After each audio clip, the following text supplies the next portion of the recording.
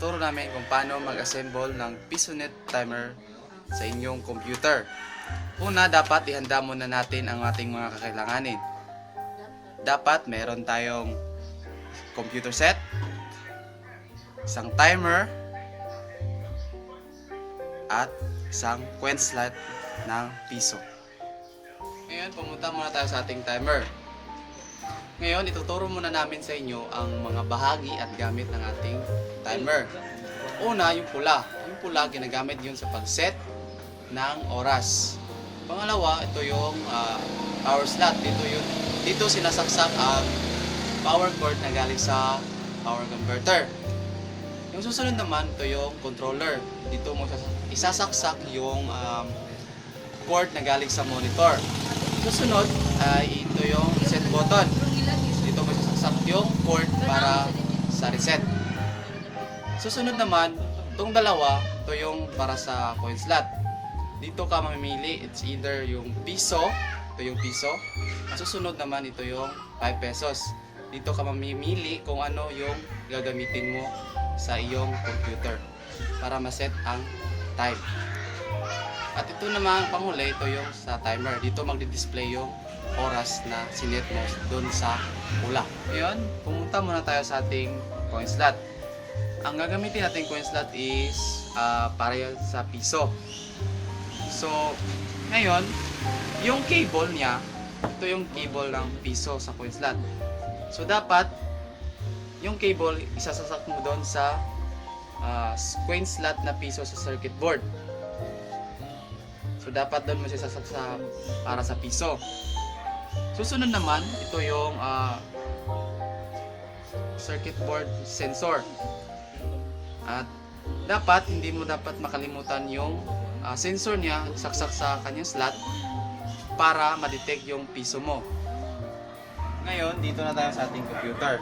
Tuturo namin kung paano magkabit ng mga wires.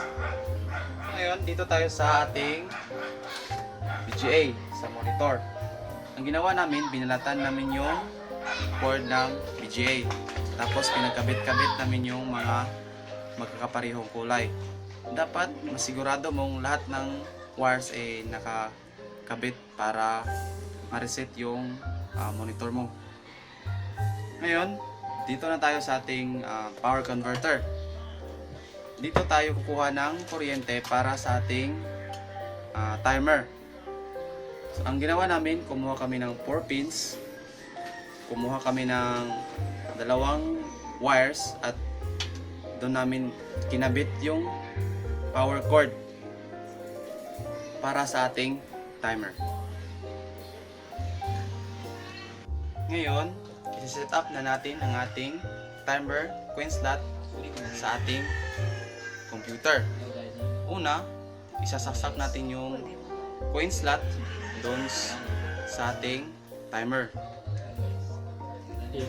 Doon yun sa piso kasi yung piso ang gamit nating coin slot. Sunod, yung power converter. Isasaksak natin yung cord doon sa power slot niya. So dapat siguraduhin yung nakasaksak talaga. Sunod, yung cord na galing sa monitor. Isasaksak natin doon yun sa controller. Dapat siguraduhin nyo ring nakasaksak ng maayos para gumana. Ngayon, susubukan na natin ating timer.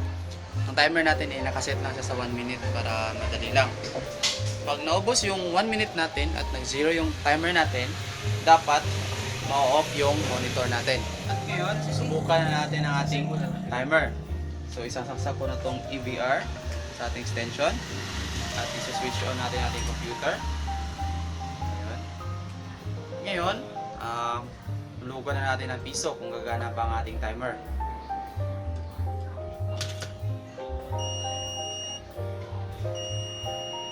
Na 1 minute.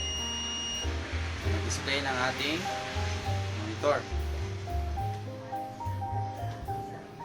So, hintayin muna natin matapos ang 1 minute para malaman natin kung ma-off ba ang ating monitor.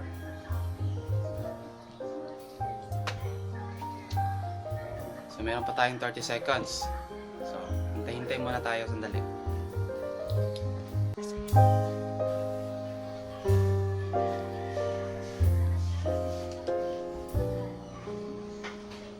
Seconds.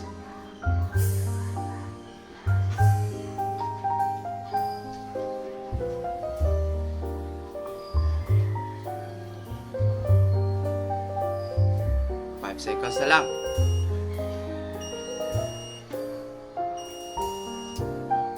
So, ayun. Nakita nyo na off ang monitor natin pagkatapos ng 1 minute. So, gumana ang ating timer. Yun na, natapos ng pag-setup ng timer sa ating computer. Maraming salamat. Sana ay may natutunan kayo sa pag-view ng aming video.